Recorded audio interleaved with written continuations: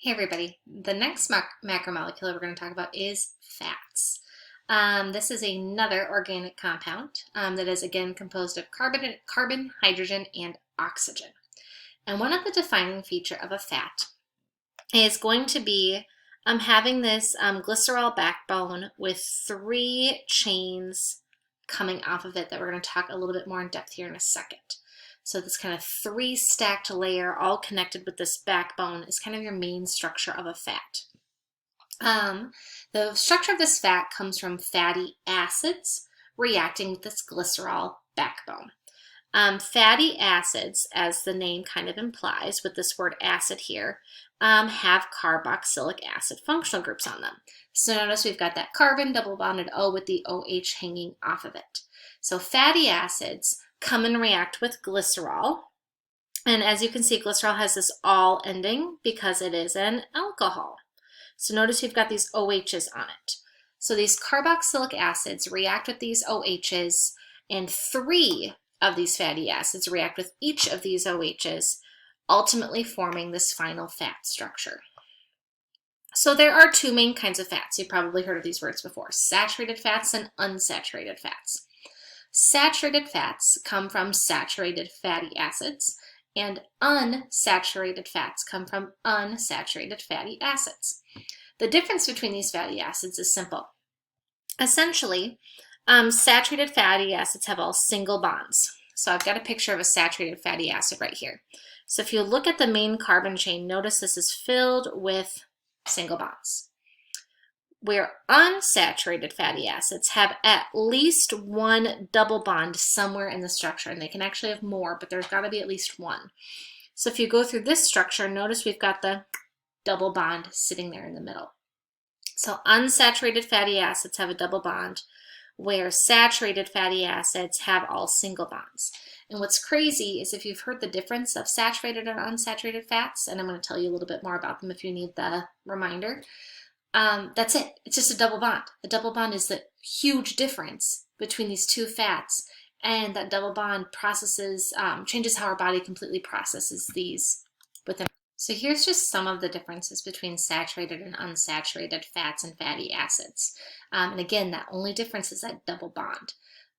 So saturated fatty acids, which then go on to go make saturated fats, tend to come from animals. So these are animal products. So this would be like the fat in like beef or chicken or bacon or cheese, something like that. And these fats have the bad rep for being bad. I'm putting that in air quotes simply because saturated fatty acids are an essential part to our diet. We just tend to eat more than we should. The American diet is usually very high in animal products, where other cultures and places in the world don't have that. So some of those negative effects that come from animal products, since we tend to eat more of them, can kind of be exasperated. All of these fats are solids at room temperature. So I want you to think about butter really quick. So butter comes from milk, which is an animal product. So that is solid at room temperature. Or think of bacon grease or grease from beef if you're cooking. It's a liquid when you heat it up, but then it solidifies at room temperature. So these are all solids. And then these tend to be associated with heart disease. The key word there is associated, meaning if people have a high level of saturated fat intake, they generally are at risk of having heart disease. They're not, it's a correlation, but just something to keep in mind. And then unsaturated fatty acids, remember unsaturated fatty acids have the double bond somewhere within the structure. These are your plant fats. So think of like avocados and oils. So your plant fats, and these have the reputation of being the good fat. Again, that's in air quotes. Mainly it's good because you are able to eat more of this. So like if you look at like your recommended daily value intake, generally more unsaturated fats are allotted for that. And these are liquids at room temperature. So again, I just mentioned like the avocado and the oils, all these fats, the fat that comes from that, are going to be liquids at room temperature. And really, the thing that I'm highlighting here, that I want to highlight here, the solid and liquid at room temperature, has to all do with the structure. So I'm going to show you here a picture here in just a second to kind of highlight why one is a solid and one is a liquid. Another thing I wanted to quick talk about is something called trans fat, which is probably something you've heard about as well. So basically, trans fats are straight up awful for you. So you know how before I was saying good and bad, these are just bad, just unequivocally not good for you. So why are they a thing? Basically, unsaturated fats are liquid at room temperature, saturated fats are solids at room temperature. Manufacturers were basically looking for an in-between. And on top of that, they were looking for a fat that was more solid, but wasn't at the price of animal fat. Because as you can imagine, plant products are cheaper than animal products. So animal products are solids, plant products are liquids, and they wanted something that was more solid without paying the animal premium. So what they did is they came up with this process called hydrogenation. I want you to notice the word there, hydrogenation, hydrogen. Basically, they add hydrogen atoms onto these double bonds, and I'll show you a picture here in a second. And it basically turns that unsaturated fat into a trans fat. And that's where you get this really creamy texture. And what's unfortunate is trans fats are delicious. So like donuts and Twinkies and all that good, creamy, yummy stuff comes from trans fats. So here's that process I was talking about. So up here, this is an example of an unsaturated fat.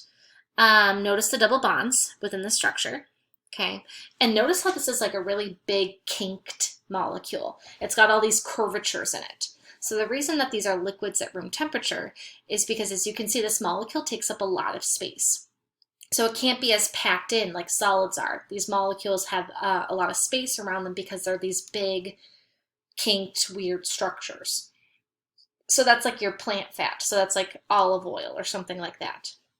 So what they did is they took olive oil or sunflower oil or vegetable oil, cheap oil, plant oil, and what they did is they hydrogenated it. So they added these hydrogens to it. And if you notice, by hydrogenating these double bonds, it got rid of them. So basically you break the double bond and you add hydrogens on to make sure the carbon still has 4 bonds.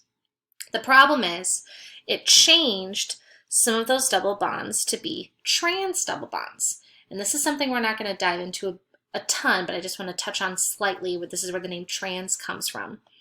Double bonds can either be cis or double bonds can be trans.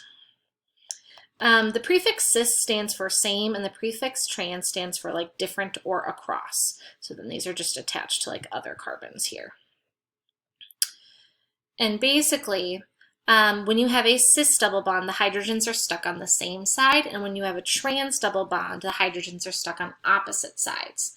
And essentially what that does is the cis double bonds create these kinked structures I was talking about, where the trans double bonds create these straight structures. It doesn't seem like a big deal, right? But it kind of completely changes the shape of the molecule. See how this one kind of flattened and straightened out where this one was all kinked? So this is why these are more solid at room temperature, because they're a little bit more stackable. But the crazy thing is, at least I think it's crazy, is cis double bonds, our body can break down, no big deal, process it, use it for energy, awesome. Trans double bonds, our body has a really hard time breaking down and using. So if you're consuming trans fats, your body has a lot harder of a time processing it and using it, which means it stays in our system longer, which is one of the reasons why trans fats are just bad for you. But again, the only difference is where the hydrogens are. If the hydrogens are stuck on the same side or opposite side, that completely changes how our bodies handle it. And so trans fats are terrible for us, okay? Just done. So what's fascinating is once this information came out, basically it became public knowledge that trans fats are bad for you. And then food companies were like, well, wait, people won't eat our food if there's trans fats in them. And so the FDA issued a regulation where if there was under a certain amount of trans fat per serving, companies could actually advertise 0 trans fats. Isn't that nuts? They can actually say 0 even if there isn't 0, because the FDA said they could say 0 if it was a small enough amount. And so the thing that you need to look for when you're looking at your food label is this word hydrogenated, because that's the process of making the trans fats. So if there's hydrogenated oil in your food, that means there's trans fats in your food. And I do want to say, over these recent years, a lot of companies have been doing a lot of work in order to get the trans fats out of food, so it's becoming much less common nowadays. But just a little piece of interesting information for you. Here's a nice infographic if you're interested about any of this that kind of gives you a little bit more of a basic overview of all the different kind of fats that we just talked about. One thing we didn't talk about was the difference between monounsaturated and polyunsaturated, and as the prefix implies, monounsaturated just has one double bond, and polyunsaturated has more than one double bond. So that's where those words are coming from. Again, all of these pictures here are fatty acids. So it's just one structure with the carboxylic acid functional group on it. And then what these fatty acids do is they combine in groups of 3 to form the final fat. And on top of it, one of the names for fats is triglycerides, if you've heard that word. Triglyceride is basically a really fancy name for a fat. And the tri from triglyceride comes from the fact that 1, 2, 3 fatty acids attach together. And as you can see, notice these fatty acids all have single bonds through them. So this would be an example of a saturated fat. In fact, butter is a saturated fat, solid at room temperature, animal product. That's where that's coming from. Really briefly touching on cholesterol, just because it's found on all nutrition labels. Fun fact, cholesterol is an alcohol. Notice that OH group on it. That's one of the reasons the name has it, what it has. Essentially, cholesterol is something that's on nutrition labels because it's something that a lot of people need to monitor as far as their intake goes. Cholesterol comes from eating animal products, and it's because cholesterol is a key part of animal cell membranes. So animal cells have the membrane, and cholesterol is a key part to that membrane. So when you eat animal products, you're eating cholesterol. Cholesterol is essential to our diet, but we generally don't need to eat as much as we do because our bodies usually make enough for us. And there are 2 types of cholesterol, if you've heard of that before, LDL and HDL. LDL is low density, and then HDL is high density. And you also might have heard that there's good and bad cholesterol. Well, the low density is the bad, and then the high density is the good, if we're making this really black and white. Essentially, low density, those molecules are huge. So those molecules are much more likely to clog up your arteries or your bloodstreams, where high density are really compact, small molecules. So those are smaller, so they don't have as much of a chance to clog up your arteries. So cholesterol is just, this is the molecule here, and it's just something we need to watch our intake of, just because we tend to eat more than we need to.